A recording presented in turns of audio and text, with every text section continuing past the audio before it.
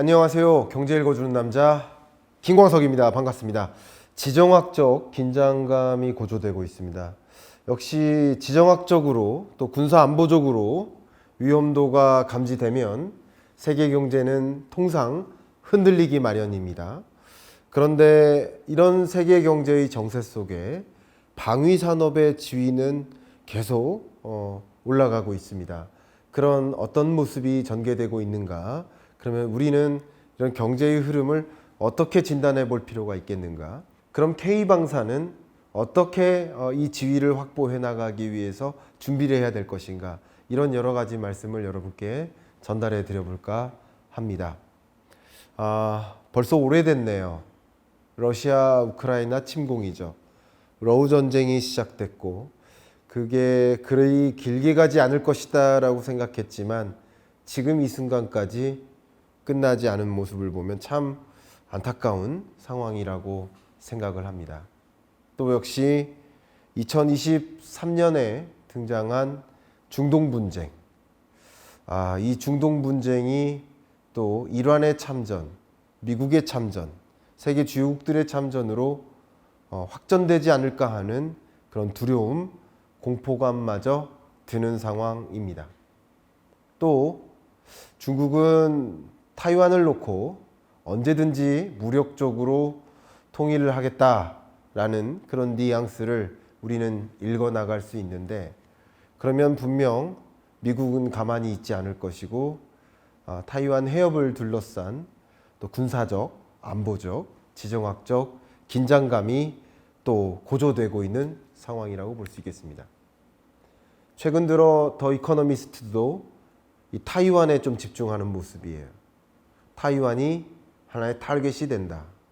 타이완을 놓고 미국과 중국의 어떤 패권 전쟁의 어떤 지리적 어떤 역할을 할, 어쩌면 세계에서 가장 위험한 장소다. The most dangerous place on the earth라는 표현까지 등장할 만큼 우리 주변을 놓고도 굉장히 불안한 긴장감이 감도는 상황이라고 볼 수 있겠습니다. 물론 이 전쟁을 놓고 경제를 논한다는 게 참 죄송하고 안쓰럽고 그렇습니다. 그 전쟁의 참혹함은 제발 없고 이 방송이 나가는 순간 모든 전쟁이 멈춰주기를 좀 바라는 마음입니다만, 그런 죄송하고 안타까운 마음을 뒤로 하고 결과적으로 이 전쟁이 주는 국제 유가의 변동성, 또 자산시장의 변화, 실물 경제에 미치는 영향, 또 수출입, 이런 대외거래, 국제 교역에 미치는 각종 영향들이 상당히 많기 때문에 이 지정학적 긴장감이 결국 경제에 어떤 영향을 줄 것인지, 또 어떤 산업이 상대적으로 지위를 좀 차지해 나갈 수 있을 것인지 함께 들여다볼 필요가 있지 않을까 생각으로 좀 준비를 해봤습니다. 마침 또 24년 경제 전망을 통해서도 세계 경제가 이렇게 탈세계화되고 있다. 세계가 막 쪼개지듯이 움직이고 있다.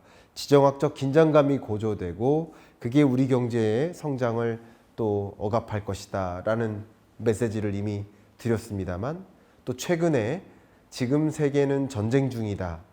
K방산의 새로운 도전이 필요한 시점이다 라는 칼럼을 또 여러분들께 던져드렸는데, 이런 내용을 기반으로 해서 여러분들께 이 지정학적 긴장감, 또 세계 경제의 흔들림, 또 방위 산업에 미치는 영향, 이런 것들을 고루 여러분께 전달해 드려 보도록 하겠습니다. 제가 누차 여러분들께 전달해 드렸는데 국제기구의 경고가 연일 끊이지 않아요. 월드뱅크, OECD, IMF와 같은 국제기구가 세계 경제를 2023년보다도 어려울 것이다 라고 경고하고 있고, 또 월드뱅크나 주요 국제기구들이 특히 이 지경학적 분절화라는 단어를 꺼내들고 그게 세계 경제에 미치는 영향을 감지하고 있는 상황이라고 볼 수 있겠습니다. 과거에는 이 지정학적 리스크가 크게 세계 주요 국가가 충돌하는 이런 일들이 빈번히 일어나지 않았었다라고 한다면 최근 2020년에 가까워지면서 또 2022년, 23년, 또 2024년까지도 또 타이완 해협을 둘러싼 그런 분쟁 이런 것들이 우려되기 때문에 지정학적 리스크가 계속 고조되고 있다, 빈번해지고 있다라고 표현해 볼 수 있을 것 같습니다. 물론 국제기구는 아니지만 국제 민간기구 성격인 다보스 포럼, 월드 이코노믹 포럼, 세계 경제 포럼에서도 지경학적 분절화를 주목을 했습니다. 세계 주요 경제 석학 69%가 지경학적 분절화가 더 야기될 것이다. 그게 글로벌 경제에 더 큰 변동성을 주고 또 세계 경제가 막 쪼개지다시피 하다 보니까 이 글로벌 이코노미 형성 혹은 글로벌 공급망, 글로벌 수출입 이런 것들이 다 붕괴되다시피 하면서 지경학적으로 블록이 형성될 것이다. 그런 부분들이 세계 경제의 회복을 더 어둡게 만들 것이다 라고 경고의 메시지를 던진 것을 생각해 보면 우리 이런 지경학적 혹은 지정학적 이 리스크에 대해서 이게 고조되고 있는 지금의 이런 것들이 어떻게 세계 경제에 영향을 미칠 것인지를 들여다보는 것은 매우 중요한 순간이겠구나 라고 여러분께 의견을 드려봅니다. 어쨌든 이런 지경학적 분절화가 세계 경제를 마구 흔들어 놓고 있는데요.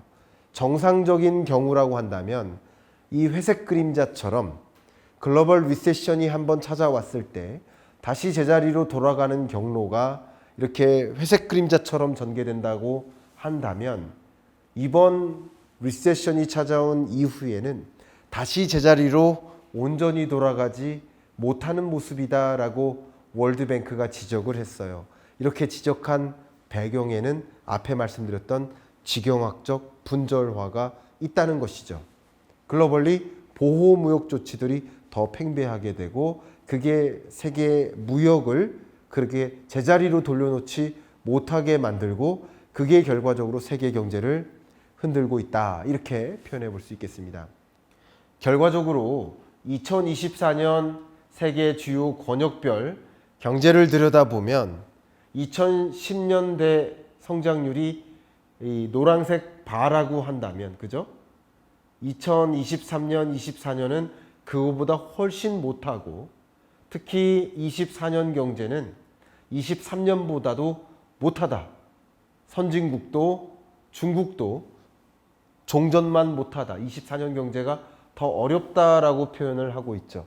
이렇게 세계 경제가 흔들리는 여러 배경 중에 하나가 바로 지경학적 분절화고 특히 중국 경제가 예전만 못하고 중국으로부터 공장이 다 떠나는 차이나 엑소더스 현상이 일어나고 중국의 고정자산 투자가 크게 위축되고 이런 모습들도 지경학적 분절화 때문이라고 볼 수 있겠죠.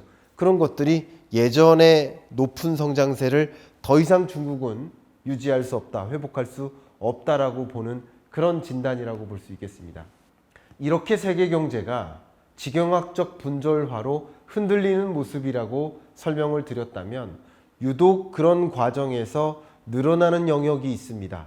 그게 바로 세계 방위비 지출이 늘어나는 국면인 겁니다. 2022년대 또 2023년 그리고 2028년까지 세계 방위비 지출은 늘어날 것으로 보고 있습니다. 세계가 이런 지정학적으로 군사안보적으로 긴장감이 더 고조되는 그런 국면에는 아무래도 자기 나라를 지켜내기 위한 디펜스, 지켜내기 위한 국방비 지출을 늘려나갈 수밖에 없고 군비를 더 많이 늘리고 무기를 더 강화하고 이런 노력들을 더 집중적으로 하지 않겠습니까? 그런 움직임이 일어나고 있는 것이다. 이런 국면에서 나토 사무총장이죠. 옌스 스톨텐베르크 이 사무총장이 2024년까지 이 나토 회원국들에게 방위비를 더 많이 확보해라. 최소 GDP의 2%만큼은 지출을 해라. 라고 촉구를 했고요. 일부 회원국들은 각국이 GDP 대비 2.5%까지 방위비를 지출하는 것에 합의해야 한다라고 제안까지도 했습니다. 지금 현재 방위비 예산은 세계 GDP 대비 2.3% 수준에 달하거든요. 이것을 참조하시고요. 적어도 2%, 그래도 2.5%까지는 늘리자라고 나토 국가들, 회원국들이 그렇게 주장을 하고 있는 모습입니다. 그리고 최근 미국의 움직임을 보면 24년도 회계연도 기준으로 국방 예산이 지난해보다 3%나 늘었습니다. 일본의 24년 회계연도 상에서 방위비 지출은 약 73조 원에 달하는데요. 전년보다 16%를 증액했습니다. 한국도 예산을 굉장히 긴축적으로 편성했음에도 불구하고 24년 국방 예산을 59조가 넘게 편성했고 4.2%를 증액했습니다. 그러니까 세계적으로 방위비 지출을 늘려가는 이런 양상이 결과적으로 이런 지정학적 불안, 지정학적 이 분절화 속에서 당연시 야기되는 사안이라고 볼 수 있을 것 같아요. 세계 방위비 지출에 있어서 역시 또 참고적으로 보여드린다면 미국의 절대적인 그 방위비 지출액이 미국을 제외한 나머지 상위 10여 개국의 방위비 지출액과 비교를 하면 오히려 그것을 넘어서요. 그만큼 미국의 시장이 굉장히 크다라는 걸 말씀드릴 수 있고 러시아, 인도, 사우디, 영국과 같은 이런 순으로 세계 방위비 지출을 현재 진행하고 있다라는 것을 참고적으로 여러분 확인해 봐 주시길 바랍니다. 자, 그러면 이 방위 산업은 어떻게 될까요? 세계 주요국들이 방위비 지출을 늘려나가면 방위 산업은 더 커지지 않겠습니까? 사실 여러분 무기 사세요? 여러분 무기 체계를 갖추세요? 그렇지 않죠. 방위비 지출이 결국 방위 산업의 규모에 해당된다라고 볼 수 있겠죠. 글로벌리 방위비 지출이 늘어날수록 세계 방위 시장은 성장할 수 있겠다라고 볼 수 있겠죠.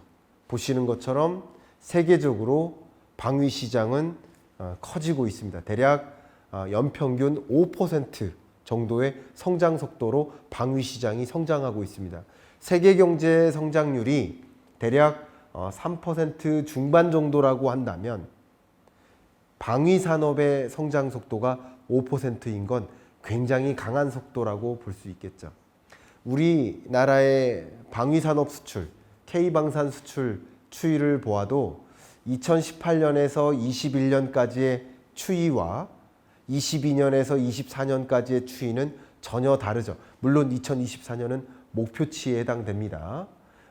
그렇지만 이 K방산 수출액이 굉장히 크게 늘어나고 있는 이런 현상은 굉장히 괄목할 만한 우리의 지위, 향후 이 방위 산업에서의 우리 지위를 기대케 만드는 그런 영역이라고 볼 수 있겠습니다. 그런데 미국의 세계 시장 점유율이 2013년에서 17년 동안 33%에서 2018년에서 22년 동안 40%로 올라가는 동안 러시아의 이 비중은 오히려 줄고요. 그리고 중국 비중도 오히려 줄죠. 이게 바로 세계 경제의 지경학적 분절화 때문이라고 볼 수 있어요. 결국 미국이 지경학적 분절화가 더 야기되는 과정에서 세계 무기 수출 시장에서 점유율을 더 확보해 나갈 수 있는 계기가 되죠. 우리나라도 1.3%에서 2.4%로 레벨이 올라간 건 마찬가지고요. 2017년에 12위에서 최근에는 8위, 9위 정도까지 올라선 모습을 보면 한국의 방위 산업의 지위가 다소 올라간 것은 맞습니다. 그러나 제가 말씀드린 것은 8, 9위에서 안도하지 말자. 더 이 지위를 올려가자. 지경학적 분절화, 또 글로벌 안보, 국방 이런 위협이 더 가중되는 국면에서는 방위비 지출이 늘어나고 방위 산업이 더 성장하고 그럼에 따라서 한국의 지위도 더 늘려나갈 필요가 있겠다. 라는 말씀을 드리고 싶은 겁니다. 자, 그러면 지금까지의 K방산을 들여다봤고, 그럼 앞으로 우리는 전략적으로 어떻게 대응해야 될지를 말씀드려야 될 순간인데요. 요약을 해본다면 첫 번째, 독자적 방위 산업을 구축하자. 두 번째, 방위 산업의 첨단화를 이루자. 특히 미래 방위 산업의 핵심 요소로 초경량, 초거성능 소재를 개발해야 된다라는 이 아젠다가 형성이 되어 있고, 또 무기 제조 혹은 무기 시스템의 현대화를 위해 투자하는 그 기류가 포착되거든요. 그 두 가지 핵심 요소를 우리는 확보하는 방식으로 방위 산업의 첨단화를 이루어야 된다라는 제언을 드리고요. 지속 성장이 가능한 이 방위 산업의 생태계를 만들어야 된다. 그냥 어제 늘렸다가 오늘 줄였다가 하는 것이 아니라 중장기 기술 로드맵을 기획하고 국제 방산 협력 체계를 또 구축하고 수출 지원 시스템을 확보하는 노력이 필요하겠다라는 것을 제안하는 입장입니다. 조금 더 구체적으로 말씀드린다면 첫 번째, 그 독자적인 방위 산업을 구축해야 한다라고 말씀드렸는데, K방산은 이제 그동안에 없던 길을 만들어 가야 된다. 미국 국방부도 NDIS, 굉장히 유명하죠. 국가 방위 산업 전략안인데요. 이 NDIS를 발표했고, 이 내용을 보면 중국과 같은 주요 몇몇 국가들에 대한 의존에서 완전히 탈피해서 독자적인 방위 산업 생태계를 구축하자 하는 어젠다를 던졌습니다. 역시 우리나라도 그러해야 됩니다. 우리 스스로 기술력이나 해외 기술에 대한 의존도를 줄이고 우리 독자적인 기술력을 확보하고, 그리고 각종 소재나 부품, 장비를 해외에 의존하는 체제에서 벗어나는 방향으로 독자적인 방위 산업 생태계를 확보해야 되겠다라는 말씀을 드립니다. 두 번째, 또 첨단화라는 방향성을 말씀드렸죠. 우리 한국이 축적해온 이 방위 산업의 고유의 기술, 또 반도체, ICT, 로보틱스, 이런 것들이 융합된 게 방위 산업 아닙니까? 첨단 무기 아닙니까?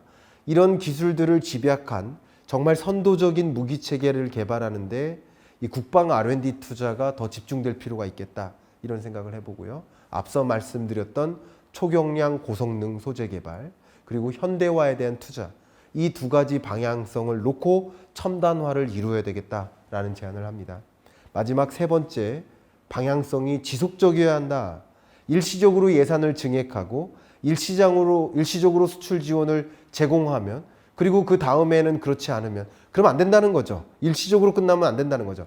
방위 산업을 하나의 성장 산업으로 인식할 필요가 있겠다라고 말씀드리는 거예요. 예를 들면 이번 예산안을 보면 이 방위 예산 지출, 국방 예산안에 보면 이 보람의 최초 양산, 그리고 레이저 대공 무기 블락 1, 이런 것들이 다 포함되어 있습니다. 제가 무기들을 다 나열해 가면서 제시해 드리지는 않겠고요. 이런 결국 신무기 개발, 첨단 무기 고성능화, 이런 종류의 내용들도 굉장히 많이 포함되어 있어요. 국방 예산에. 결국 그 예산을 방금 말씀드렸던 것처럼 작년에는 늘렸다가 또 내년에는 줄였다가 이렇게 오락가락하는 것이 아니라 이제 방위 산업을 하나의 우리나라 주력 산업, 유망 산업으로 가정하고 K방산의 첨단화, 그리고 독자화, 이런 것을 구축하기 위해서 지속 가능한 그런 시스템을 구축할 필요가 있지 않겠는가 하는 것을 제안해 드리고자 하는 말씀을 드린 겁니다. 제가 정말 지경학적 분절화부터, 그리고 세계 경제가 흔들리고 이게 또 방위 산업에 있어서는 우리 K방산의 지위를 가져올 수 있는 영역까지 하나하나 설명해 드렸습니다만, 이 전쟁이라는 것을 놓고 경제적으로 해석하는 것이 참 어색하고 죄송하고 속상한 마음이지만, 어쨌든 우리가 당장 전쟁이라는 영역에 직면하지 않았을 경우 그 안에서 우리의 지위를 확보해 나가는 노력도 동시에 필요한 것이 아닌가 하는 좀 조심스러운, 그냥 웃음기 싹 뺀 객관적인 의견을 좀 전달해 드리고 싶은 마음으로 이 영상을 준비했고요. 여러분이 필요하시다면 앞에 보여드렸던 그 칼럼과 함께 비교해 보시면서 이 지경학적 분절화 어떻게 우리는 해석할 것인가, 이걸 가만히 놓고 보면 위험만 될 텐데 또 이런 지경학적 분절화에 어떻게 대응하느냐에 따라서 일부분 기회를 포착할 수 있는 영역도 있지 않겠는가라는 것을 좀 조심스럽게 조금 냉정하게 말씀을 드리면서 이번 주 경제 읽어주는 남자 마무리하겠습니다. 감사합니다.